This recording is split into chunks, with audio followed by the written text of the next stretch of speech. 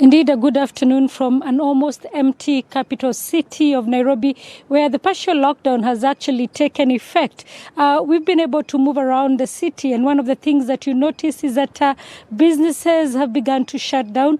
Those that are open are actually conducting business at almost a quarter capacity of what they would be. This is because new measures were announced on Sunday evening by the Cabinet Secretary for Health, Mutahi Kagwe. For example, restaurants in the country can now only offer takeaway services, meaning any customer or any client who would want to come and sit and have a meal is not allowed. Bars have been closed completely for now. Churches, mosques, and all places of worship have also been closed. The national carrier Kenya Airways has suspended all international flights. However, that will continue until Wednesday, when the last flights will be arrive in the country, and from then on it will be a total lockdown in terms of the airport. Now, the reason why the government and the reason why President Kenyatta made that statement early this morning was because there are Kenyans who have actually come into the country, or there are people who have come into the country, but they have not honored or observed the quarantine measures that have been put in place by the government. We know of a deputy governor of an area called Kilifi County who traveled to Germany for a tourism fair.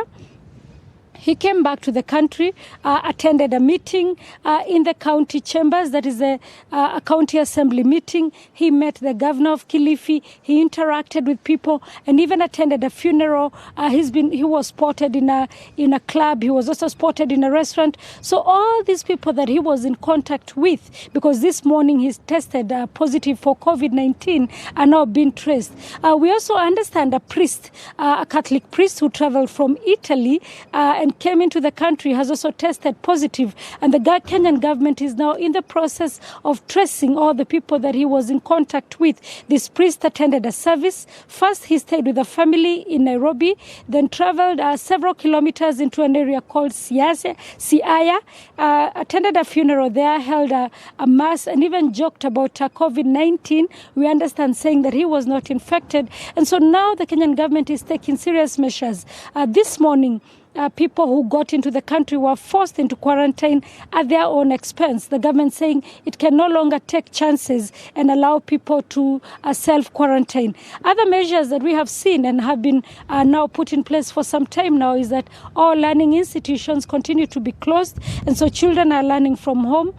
We also have seen visits to prisons completely cancelled, and also visits to hospitals to see loved ones who may be admitted and feeling unwell have also been limited to just close family members. Burials and weddings have also been cancelled, unless, of course, you're a close relative, you're not allowed to attend a burial. Public gatherings have also been cancelled. And this cuts across not just Kenya, but also it is happening in Rwanda, where the numbers of positive cases now stands at 17. It is also in Uganda, where there is only one confirmed positive case. It is in Burundi and South Sudan, where no cases have been confirmed.